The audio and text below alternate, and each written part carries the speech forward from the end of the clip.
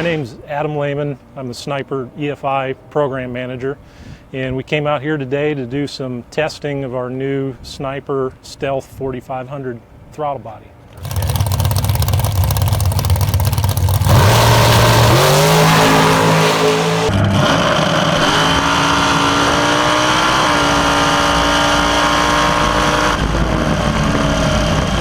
Unbelievable to me. That's something that we just bolted on, didn't turn a wrench to, just bolted on, and it read everything inside the headers, and it just tuned itself to make it super consistent. And its purpose, much like its 4150 little brother, is to be a direct carburetor replacement. We saw a really big need for a 4500 Dominator style bolt-on carburetor replacement that gives you all the benefits of EFI, and we were able to do that and package it up real nice, put the ECU on the side of the throttle body. It's a 4-wire hookup, just like our regular Sniper. This is really going to be good for anybody that maybe has a Dominator car now or is building an engine that needs the airflow that the Dominator gives you. This throttle body flows 1440 CFM, so it's going to be right at home on 1500 horsepower, 708, something you might see in a top dragster, top sportsman type car. And then, even all the way down to pro street guys.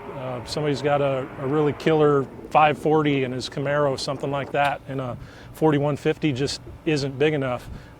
This is going to be the way to go. This particular throttle body is rated from a low side of 800 horsepower up to 1500 horsepower naturally aspirated.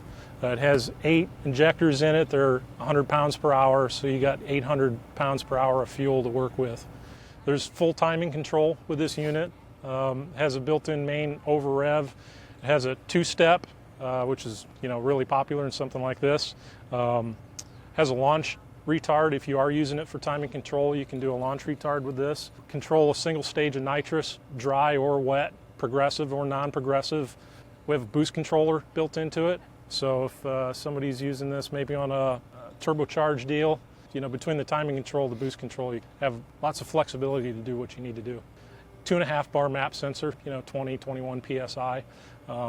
You do have some extra inputs on this guy, so if you're exceeding that 20-ish PSI, you can run an external map sensor with this. If you want to monitor fuel pressure, oil pressure, you can wire those into this.